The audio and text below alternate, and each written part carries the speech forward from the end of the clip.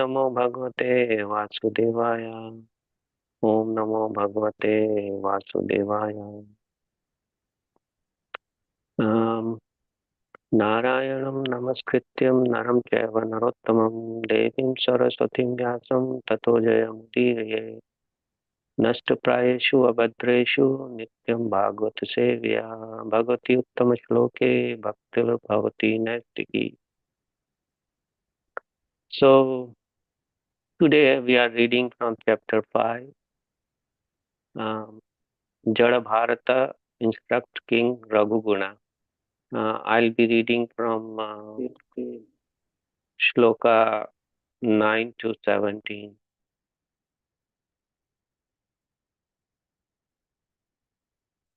Uh, Shloka 9. There are five working senses and five knowledge acquiring senses. There is also the false ego. In this way, there are 11 items for the mind's function. O hero, the object of senses such as sound and touch, and the organic activities such as uh, breathing and all, and the different type of bodies, societies, friendship, and personalities are considered by learned scholar as the field of activity for the functions of the mind. Text 10. Sound, touch, form, taste, and the smell are the object of five knowledge acquiring senses. Speech, touch, movement, evacuation, and the sexual intercourse are the object of the working senses. Beside this, there are another concept. There is another conception by which one thinks, "This is my body, this is my society, this is my family, and this is my nation," and so forth. This 11th function of mind is called the false ego. According to some philosopher, this is the 12th function of the this is the 12th function and the field of activity is the body. Text 11. The physical element, nature, the original cause, culture, destiny, and the time elements are all material causes. Agitated by these material causes, the 11 functions transform into hundreds of functions, and then into thousands, and then into millions. But these but these transformations do not take place automatically by mutual combination. Thus, they are under the direction of the Supreme Personality of Godhead. Text 12. The individual soul, bereft of Krishna consciousness, has many ideas and activities created in the mind by the external energy. They have been they have been existing from time immemorial. Sometimes they are manifest in the wakening state and the dream state. But during sleep, but but during the deep sleep or trance, they disappear. A person uh, who is liberated in this life can see all these things vividly. Text 13 and 14. There are two kind of kshetrajna, kshetrajna, the living entity as explained above, and the Supreme Personality of Godhead, who is explained as follows. He is all pervading cause of creation. He is he is full in himself and is not dependent on others. He is perceived by hearing and direct perception. He is self-effulgent and does not experience birth, death, old age, and disease. He is the controller of all the demigods, beginning with Lord Brahma. He is called Narayan, and he is the shelter of living entities after the annihilation of this material world. He is full of all opulences, and he is the resting place of everything material. He is therefore known as Vasudev, the Supreme Personality of Godhead. By his own potency, he is present within the hearts of all living entity, just as air or vital force is within the bodies of all beings, moving and non-moving. In this way, he controls the body. In his partial feature, the Supreme Personality of Godhead enters all bodies and controls them. Text 15. My dear King Raghugana, as long as the conditioned soul accepts the material body and is not freed from the contamination of the material enjoyment, and as long as he does not conquer his six enemies and comes to the platform of self realization by awakening his spiritual knowledge, he has to wander among different places and different species of life in this material world. Text 16. The soul's designation, the mind, is the cause of all tribulation in the material world. As long as this fact is unknown in the conditioned living entity, he has to accept the miserable condition of the material body and wander within the universe in different positions.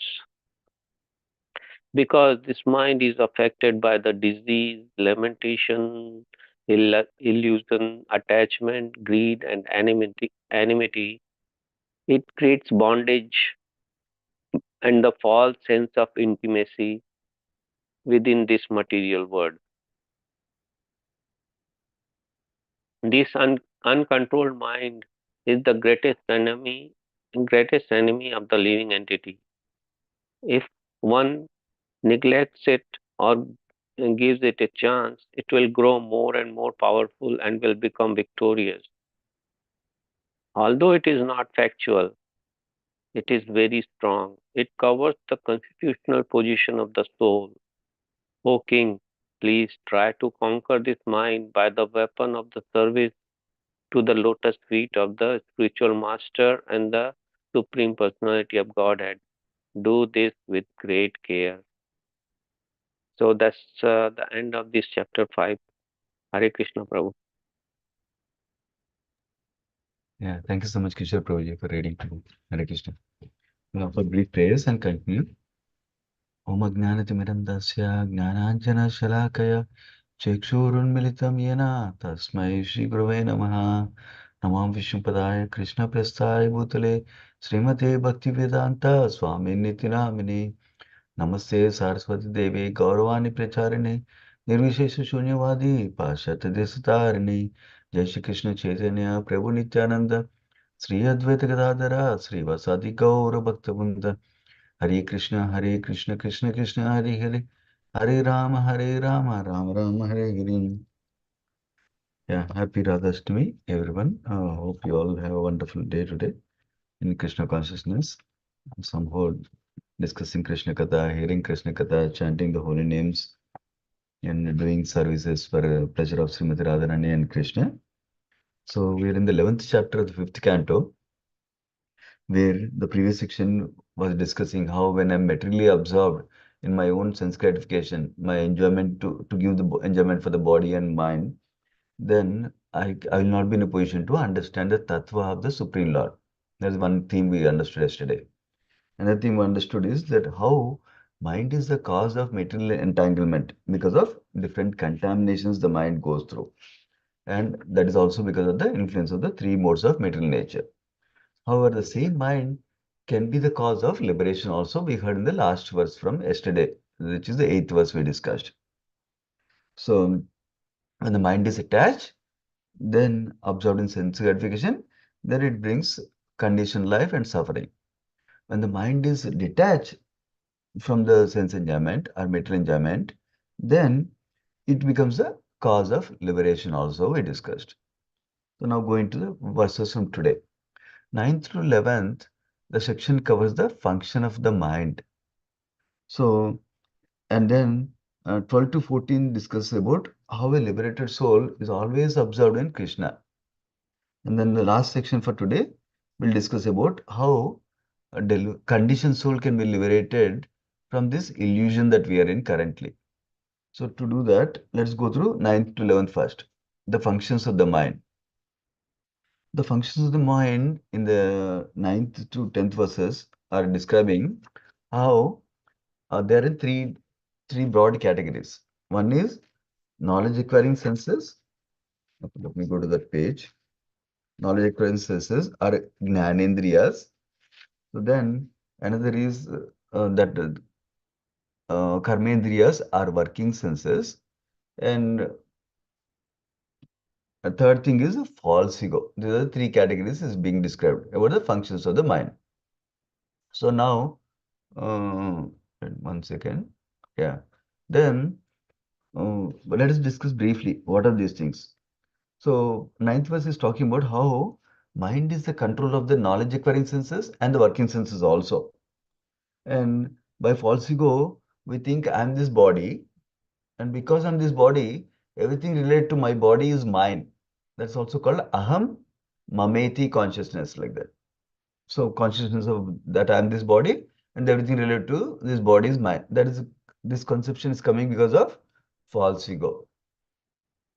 Now, the 10th verse describes briefly the different sense objects related to the knowledge acquiring senses. For example, my ears is the knowledge acquiring sense, one of the knowledge acquiring senses. And that is hearing, the sense object is sound. Similarly, nose is another knowledge acquiring senses. The sound, smell is the sense object for the nose. Similarly, for eyes is the form. I can see the form with eyes, like that. Like the taste.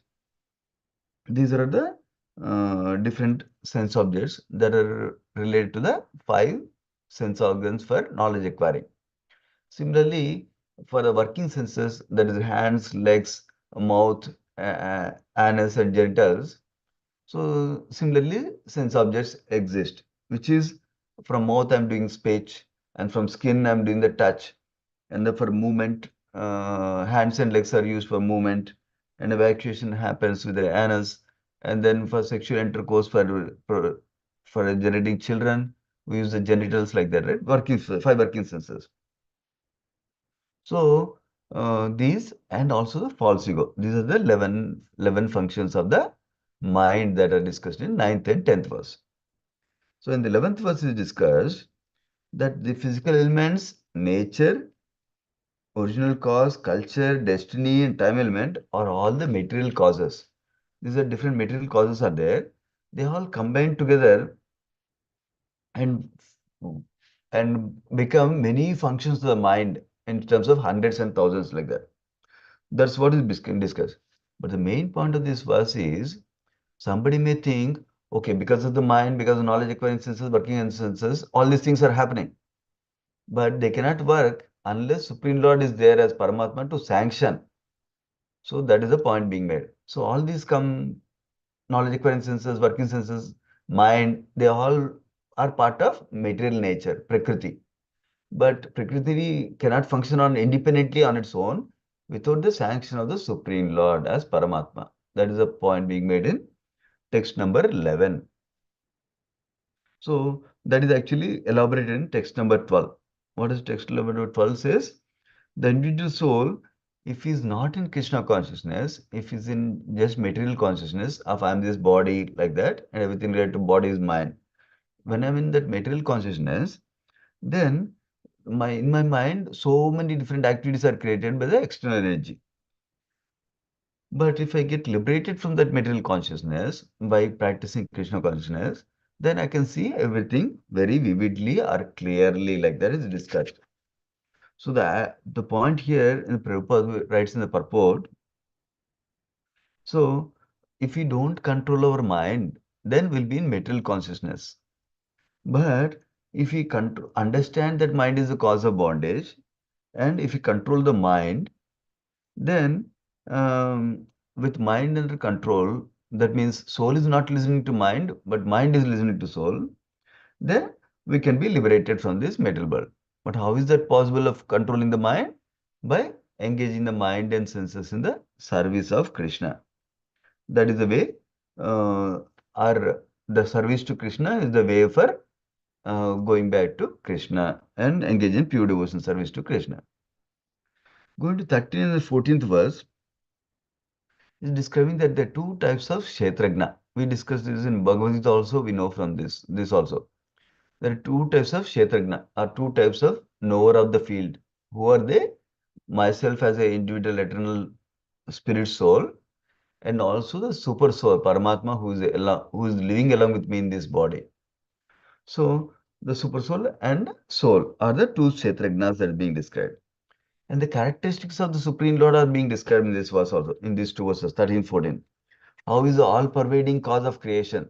That means he's everywhere in the creation. He's the unrestricted controller. Nobody can restrict him. He is the original Adipurusha. And then he can be perceived by hearing the knowledge from scriptures, from Guru, Sadhu. And he can be perceived directly also by engaging in bhakti. And he is self-effulgent. And he doesn't experience birth, death, old age, and disease like us. And he is the controller of all the demigods. And is the shelter of the jivas after they are annihilated from this world. When the material world is annihilated, that pralaya comes, when everybody, whole universe is gone, then all the jivas enter into the body of the Mahavishnu. Then he is full of all six opulences. He is the resting place of everything material and is present within the heart of all living entities by his own potency as Paramatma. Like that, different aspects or attributes of the Supreme Lord as Paramatma are described in this verse. So, in the next verse, 15th verse, this is this and 17th verse are very, yeah, these next last three verses are the crux of this whole chapter, essence of this whole chapter. In the 15th verse is describing how long the conditioned souls keep on going in the material world, from one body to another body to another body to another body to another body, like that. How long that keeps on going? There's a few things it described. One is until we become free from material contamination, like designations. I'm engineer, I'm architect, I'm husband, I'm father, I'm Indian, I'm American. All these designations, until we become free from the designations related to body, then we keep on staying in one body or the other, number one. Number two, until they conquer the six enemies. What are the six enemies that is described in Bhagavad Gita? Kama, Krodha, Lobha, Mada, Mascharya, Moha also. So that means Kama, lust, Krodha, anger, Lobha, greed, Moha, illusion, Mada, proud, being proud, and then Mascharya is envy. These are the six enemies of the living entity. So these are coming because I'm in the material conception that I am this body, everything related to body is mine.